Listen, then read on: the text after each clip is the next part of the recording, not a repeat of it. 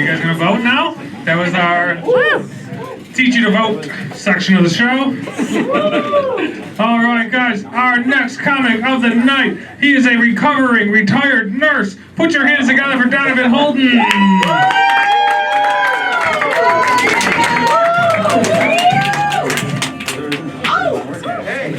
How y'all doing tonight?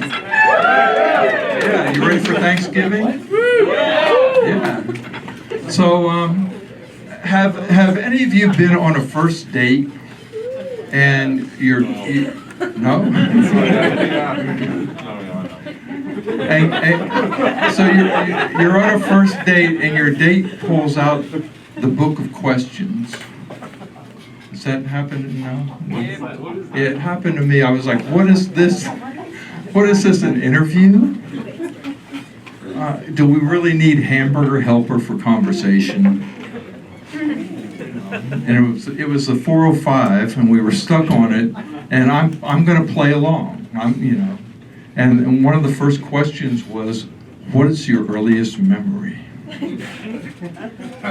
I don't know. But then I realized my earliest memory was the first time I saw my father's penis.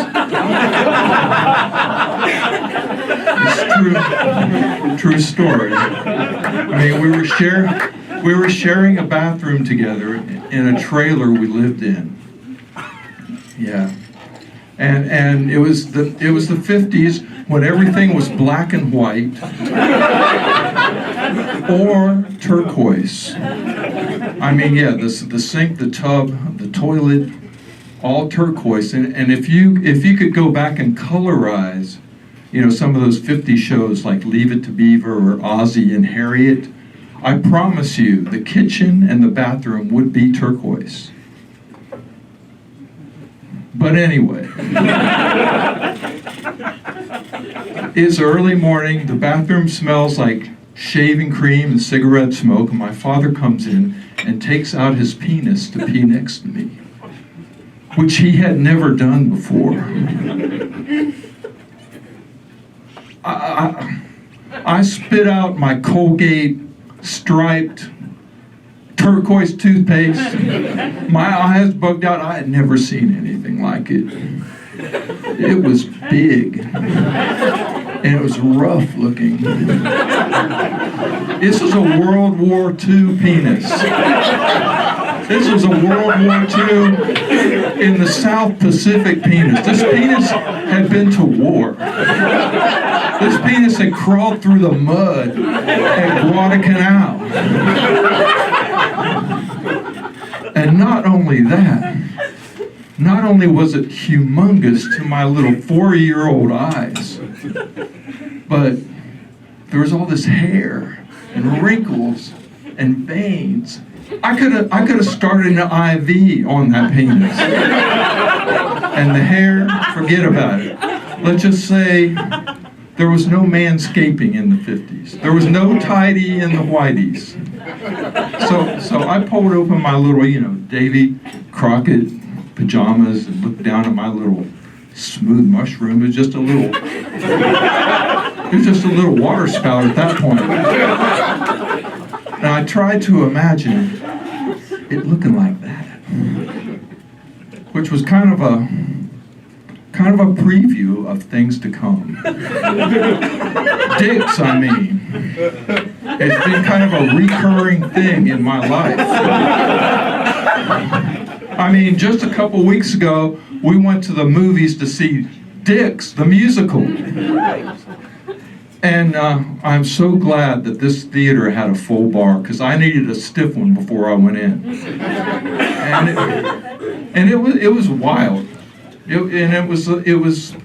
was pretty funny if you're loaded. And it starred Nathan Lane, who I'm afraid might be getting to that Joan Crawford Trog stage of his career. You know Trog?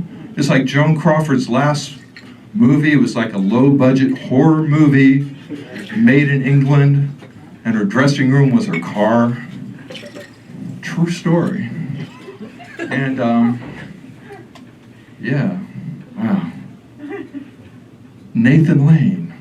I mean, they had him spitting ham at puppets.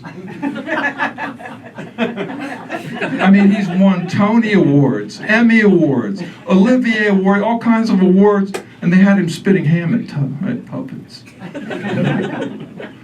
Well, speaking of meat puppets, I went to this pool party in West Hollywood this summer, and it was exclusively gay men, and they were walking around buck naked, asses shaved, dicks out. And I mean, they were walking their dicks inside of the house, walking their dicks around outside of the house. They were walking their dicks, splashing it inside the pool. I swear I saw this one dick. It looked like Shelley Winters in the Poseidon Adventure. I mean, there were big dicks, small dicks, bald dicks, hairy dicks, tattooed dicks, pierced dicks, cut, uncut, director's cut. It was dickorama. I think I saw these two guys. They were walking around, walking their dicks up into the tall grass, carrying a sling. And I don't know if they were going to try to launch their dicks into orbit or what. It was that kind of party. These guys were not socially awkward. But here's the thing.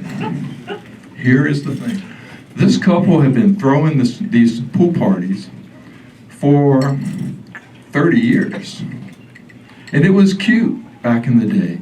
You know, walking around nude, semi-nude in our 20s and our 30s and our 40s. But now I look around, it's the same guys. Only now we're in our 50s and 60s and pushing 70. I mean, we were pushing 70 like Whoopi Goldberg in a training bra. It's not a good look for summer. It is no longer cute. Everything has dropped. Our faces have dropped. Our pecs look like flat tires. Tattoos have melted. And it's the biggest ball drop since New Year's Eve. I looked over in the corner where they used to have the sex toys. Now it's a defibrillator.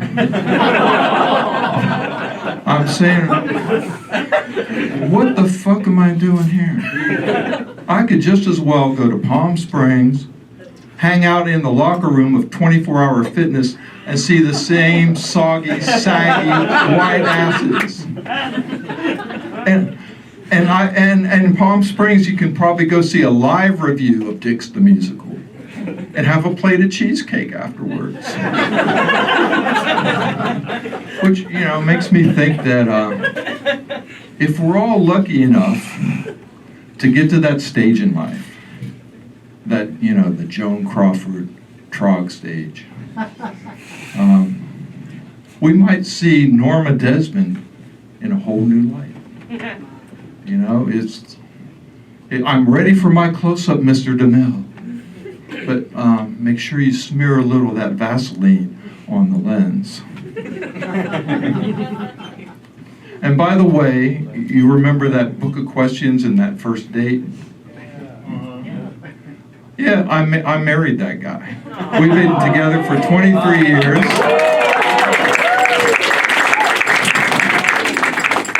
And I thought, you know, without all those dicks, I owed it to you to give you a happy ending. So thank you very much.